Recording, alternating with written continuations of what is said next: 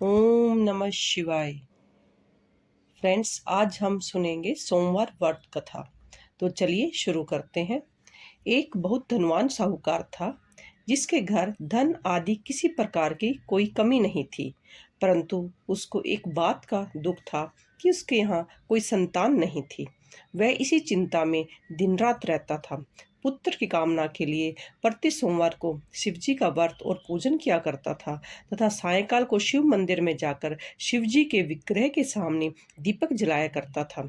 उसके इस भक्ति भाव को देखकर एक समय श्री पार्वती जी ने शिवजी महाराज से कहा कि हे महाराज, यह शाहूकार आपका अनन्य भगत है और सदैव आपका व्रत और पूजन बड़ी श्रद्धा से करता है। इसकी मनोकामना पूर्ण करनी चाहिए। शिवजी ने कहा, हे पार्वती, यह संसार कर्म क्षेत्र है।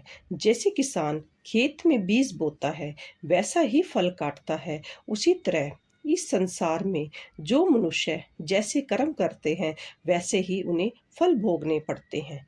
पार्वती जी ने अनंत आग्रह से कहा, महाराज, जब यह आपका भक्त है और आपको इसकी किसी प्रकार का कष्ट इसको है, तो आपको अवश्य दूर करना चाहिए, क्योंकि आप सदैव अपने भक्तों पर दयालु होते हो और उनके दुखों को दूर करते हो।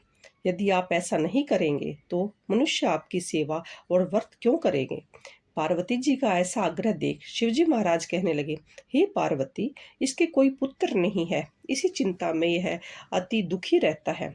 इसके भाग्य में पुत्र न होने पर भी मैं इसको पुत्र की प्राप्ति का वर देता हूँ, परंतु वह बालक केवल 12 वर्ष तक ही जीवित रहेगा। उसके पश्चात वह मृत्यु को प्राप्त होगा।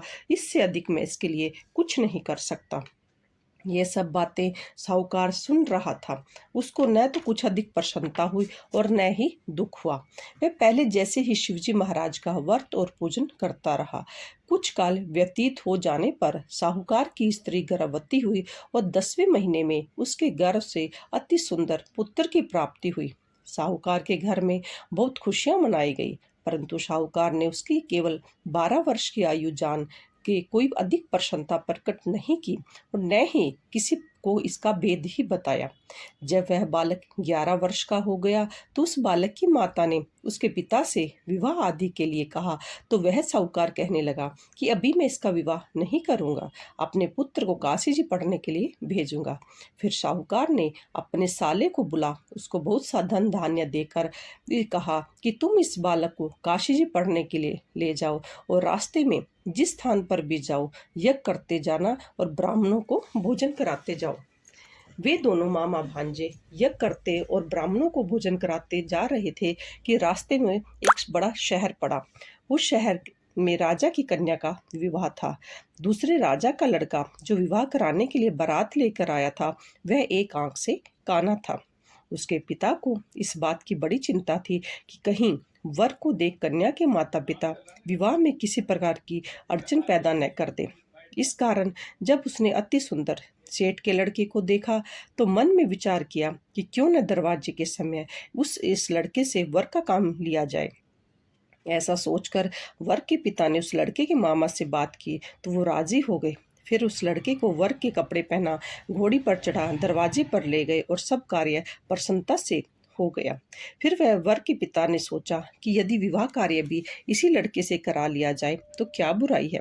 ऐसा विचार करके लड़के के और उसके मामा से ने कहा, यदि आप फेरों का और कन्यादान में के काम भी करा दो तो आपकी बड़ी कृपा होगी और मैं इसके बदले में आपको बहुत कुछ धन दूंगा। तो उन्होंने स्वीकार कर लिया। विवाह कार्य भी बहुत अच्छी तरह से संपन्न हो गया। परंतु जिस समय लड़का जाने लगा तो उसने राजकुमारी की चुंदड़ी के पल्ले पर लिख दिया कि तेरा विवाह तो मेरे साथ हुआ है, परंतु जिस राजकुमार के साथ तुमको भेजोगे वह एक आंख से काना है और मैं तो काशी जी पढ़ने जा रहा हूँ। लड़के के जाने के पश्चात उस राजकुमारी ने जब अपनी चुनरी पर ऐसा लिखा हुआ पाया तो उसने राजकुमार के साथ जाने से मना कर दिया और कहा कि यह मेरा पति नहीं है, मेरा विवाह इसके साथ नहीं हुआ है, वह तो काशी जी पढ़ने गया है। राजकुमारी के माता पिता ने अपनी कन्या को विदा नहीं किया और बारात वापस चली गई।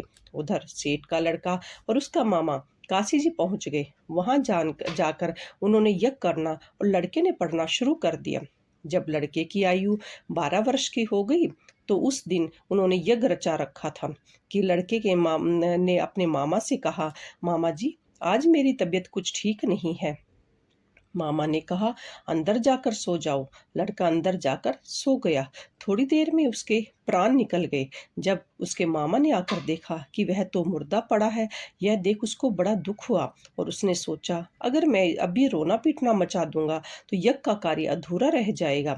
अतः उसने जल्दी से यज्ञ का कार्य समाप्त कर ब्राह्मणों के जाने के बाद रोना पीटना आरंभ कर दिया। संयोगवश उसी समय शिव पार्वती जी उधर से जा रहे थे। जब उन्होंने जोर जोर से रोने की आवाज सुनी तो पार्वती जी कहने लगी, महाराज कोई दुखिया रो रहा है, उनके कष्ट दूर कीजिए। जब शिव पार्वती जी ने पास जाकर देखा तो वहां एक लड़का मुर्दा पड़ा था। पार्वती जी ने कहा, महाराज यह तो वही उसी सेठ का लड़का है जिसको आपने वरदान से हुआ था। शिव जी कहने लगे, हे पार्वती इसकी आयु इतनी ही थी, सो भोग चुका है। तब पार्वती जी ने कहा, महाराज इस बालक को और आयु दो, नहीं तो इसके माता पिता तड़प तड़प कर मर जाएंगे। पार्वती जी के बार बार आग्रह करने पर शिव जी ने उसको जीवन वरदान दिया और शिव जी महाराज की कृपा से लड़का जीवित हो गया। शिव पार्वती जी कैलाश पर्वत पर चले गए। तब वह लड़का और मामा उसी प्रकार यज्ञ करते तरफ ब्राह्मणों को भोजन कराते अपने नगर की ओर चल पड़े।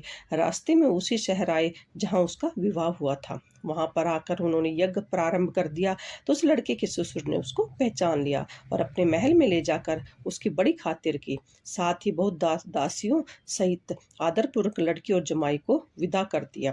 जब वह अपने शहर के निकट आए तो मामा ने कहा कि मैं पहले अपने घर जाकर खबर करके आता हूँ। तब उस लड़के का मामा घर पहुंचा तो उसने लड़के के माता पिता को घर की छत पर ही बैठे हुए पाया और उन्होंने यह प्रण कर रखा था कि यदि हमारा पुत्र सकुशल लौट आया तो हम राजी खुशी नीचे आ जाएंगे, नहीं तो छत से गिरकर अपने प्राण खो देंगे। इतने में उस लड़के के मामा ने आकर यह समाचार दिया कि आपका पुत्र आ गया है, और पर उनको विश्वास नहीं हुआ। तब उनके मामा ने शब्द पूर्ण कहा कि आपका पुत्र अपनी स्त्री के साथ बहुत सारा धन धान्य लेकर आया है। तो सेठ ने आनंद के साथ उनका स्वागत किया और बड़ी प्रसन्नता के साथ रहने लगे। इसी प्रकार जो मनुष्य सोमवार के व्रत को धारण करता है अथवा इस कथा को पढ़ता या सुनता है, उसकी समस्त मनोकामनाएं पूर्ण होती है। बोलो भोले बाबा की जय।